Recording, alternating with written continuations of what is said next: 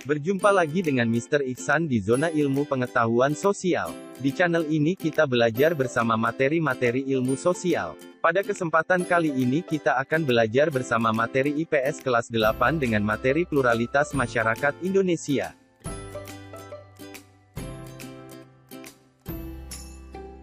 Masyarakat Indonesia dikenal sebagai masyarakat religius.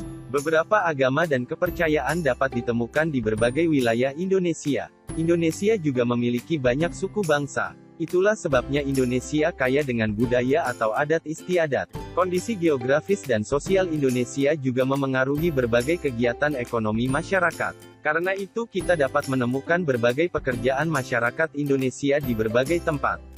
Kekayaan dan keanekaragaman masyarakat Indonesia baik suku, agama, ras, pekerjaan, dan lain-lain menunjukkan bahwa masyarakat Indonesia itu bersifat plural. Kata plural berasal dari bahasa Inggris yang artinya jamak, sedangkan pluralitas berarti kemajemukan.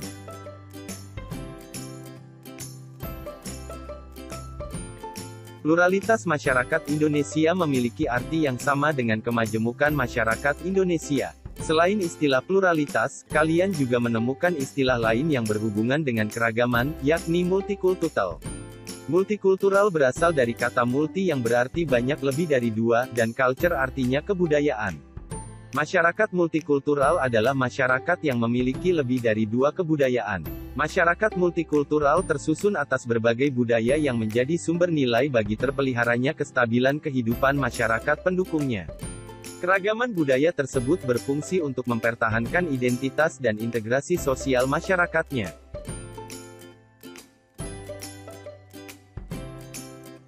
Satu, perbedaan agama. Apakah kalian menemukan berbagai macam agama di lingkungan tempat tinggalmu? Pernahkah kalian mengamati pemeluk agama lain yang sedang melaksanakan upacara keagamaan? Tentu kalian banyak menemukan banyak perbedaan.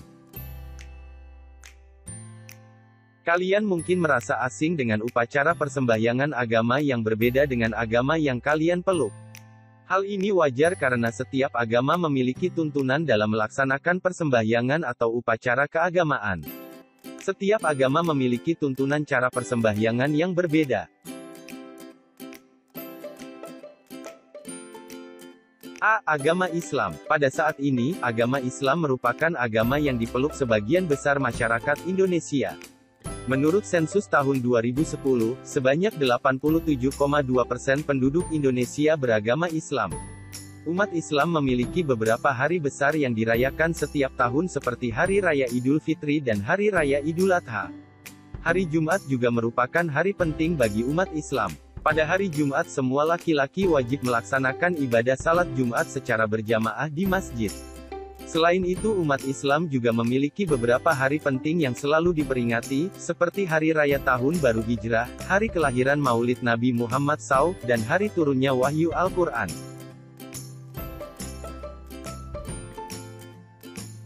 B. Agama Kristen Protestan. Kristen Protestan berkembang di Indonesia selama masa kolonial Belanda, VOC, sekitar abad 16. Pada abad 20 Kristen Protestan berkembang dengan sangat pesat, yang ditandai dengan kedatangan para misionaris dari Eropa ke beberapa wilayah di Indonesia, seperti di wilayah barat Papua, Sumatera Utara, Sulawesi Utara, dan Jawa.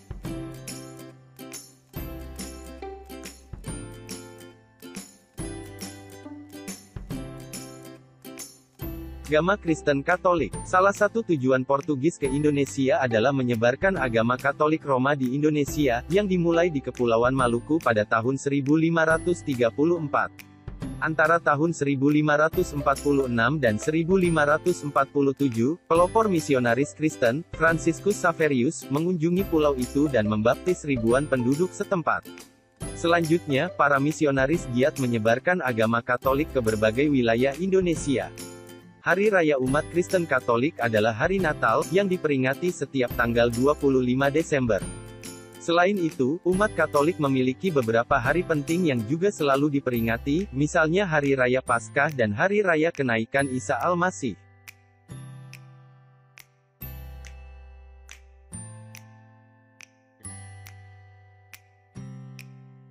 D. Agama Hindu. Agama Hindu diperkirakan telah masuk ke Indonesia sejak awal abad Masehi. Pada saat mempelajari perkembangan kerajaan Hindu-Buddha di Indonesia, kalian tentu ingat kapan agama Hindu dan Buddha masuk ke Indonesia.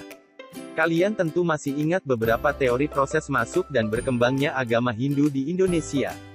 Beberapa upacara keagamaan pada hari-hari penting agama Hindu misalnya Hari Raya Galungan, Hari Raya Nyepi, dan Hari Saraswati. Agama Hindu kaya akan berbagai upacara atau tradisi keagamaan. Tradisi-tradisi warisan agama dan kebudayaan agama Hindu juga memengaruhi kebudayaan Indonesia yang masih berkembang hingga kini.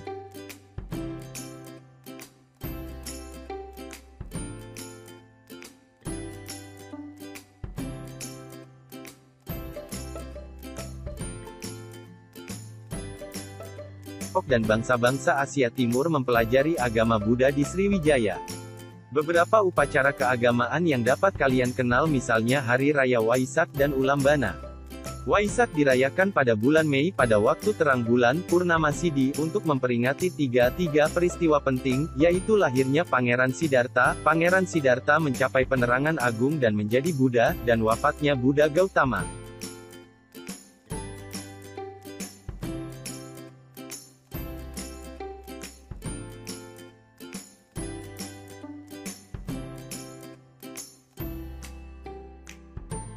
Agama Konghucu. Kehadiran agama Konghucu di Indonesia telah berlangsung berabad-abad lamanya. Kalian dapat menemukan kelenteng yang biasa digunakan sebagai tempat ibadah umat Konghucu di berbagai wilayah di Indonesia. Contoh, Kelenteng Banhing Kiong di Manado yang didirikan pada tahun 1819, Kelenteng Boen Ciangsu di Surabaya. Umat Konghucu banyak memiliki hari penting, tetapi hari raya yang terkenal dan telah menjadi hari libur nasional di Indonesia adalah Hari Raya Imlek. Jauh sebelum agama Islam, Kristen, Katolik, Hindu, Buddha, dan Konghucu berkembang, di Indonesia telah berkembang berbagai aliran kepercayaan. Sampai saat ini, kalian dapat menemukan berbagai aliran kepercayaan yang dianut sebagian masyarakat Indonesia. Berbagai aliran kepercayaan sebagian telah berkembang sejak masa praaksara. 2. Perbedaan budaya. Kalian hampir setiap hari mendengar istilah budaya atau kebudayaan. Apakah yang dimaksud dengan budaya dan kebudayaan? Kuncharaningrat 1996 menjelaskan bahwa kata kebudayaan berasal dari Sanskerta budaya, yang merupakan bentuk jamak dari budi yang berarti budi atau kekal. Culture adalah kata asing yang berasal dari kata bahasa Latin colere, yang berarti mengolah, mengerjakan, dan terutama berhubungan dengan pengolahan tanah atau bertani, memiliki makna yang sama dengan kebudayaan, yang kemudian berkembang maknanya menjadi segala daya upaya serta tindakan manusia untuk mengolah tanah dan mengubah alam. Menurut sosiolog J.J. Hoenigman, terdapat 3 wujud budaya, yaitu 1. Gagasan, tindakan, dan karya. Gagasan, wujud ideal. 2. Aktivitas, tindakan. 3. Artefak karya. Wujud kebudayaan berupa pemikiran manusia dapat dilihat dalam karya-karya tulis. Tulisan berupa pemikiran berada dalam karangan dan buku-buku hasil karya para penulis warga masyarakat tersebut pada waktu tertentu. Aktivitas adalah wujud kebudayaan sebagai suatu tindakan berpola dari manusia dalam masyarakat, yang disebut juga dengan sistem sosial. Sistem sosial ini terdiri dari aktivitas-aktivitas manusia yang saling berinteraksi, mengadakan kontak, serta bergaul dengan manusia lainnya menurut pola-pola tertentu berdasarkan adat tata kelakuan. Sifatnya konkret, terjadi dalam kehidupan sehari-hari, serta dapat diamati dan didokumentasikan. Artefak adalah wujud kebudayaan fisik yang berupa hasil dari aktivitas, perbuatan, dan karya semua manusia dalam masyarakat berupa benda-benda atau hal-hal yang dapat diraba, dilihat, dan didokumentasikan. Sifatnya paling nyata dibandingkan 2 wujud kebudayaan yang lain. Hal-hal yang memengaruhi perbedaan budaya masyarakat Indonesia. A. Perbedaan lokasi. B. Perbedaan agama, keyakinan. 3. Perbedaan suku bangsa. Bangsa Indonesia memiliki lebih dari 300 kelompok etnik atau suku bangsa. Suku Jawa adalah kelompok suku terbesar di Indonesia dengan jumlah mencapai 41% dari total populasi. Sebagian besar suku Jawa tinggal di Pulau Jawa, terutama Jawa Tengah dan Jawa Timur. Walaupun kita memiliki beragam suku bangsa yang berasal dari berbagai wilayah Indonesia, namun kita bebas tinggal di berbagai tempat di Indonesia. Sebagai contoh, Jakarta sebagai ibu kota Republik Indonesia dapat juga disebut sebagai miniatur Indonesia. Di Jakarta, kalian dapat menemukan berbagai macam suku bangsa Indonesia.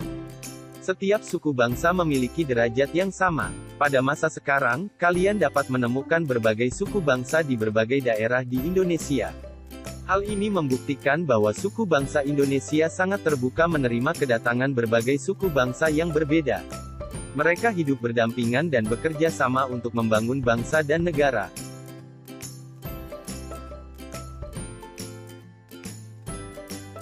4. Perbedaan pekerjaan. Pekerjaan merupakan salah satu bentuk kegiatan ekonomi yang dilakukan masyarakat untuk memenuhi kebutuhan. Pada saat ini, kalian dapat menemukan berbagai jenis pekerjaan baik sektor formal maupun non-formal. Pekerjaan sektor formal adalah berbagai pekerjaan yang dijalankan oleh pelaku usaha resmi baik pemerintah maupun swasta. Pada jenis pekerjaan formal ini, 5. Peran dan fungsi keragaman budaya. Keragaman budaya daerah dapat dikenali melalui bentuk-bentuk pakaian adat, lagu daerah, tarian daerah, rumah adat, alat musik, seni pertunjukan, upacara adat, dan lain-lain. Berikut peran dan fungsi keragaman budaya dalam pembangunan nasional sebagai berikut. A. Sebagai daya tarik bangsa asing. B. Mengembangkan kebudayaan nasional. C. Tertanamnya sikap toleransi. D. Saling melengkapi hasil budaya. E. Mendorong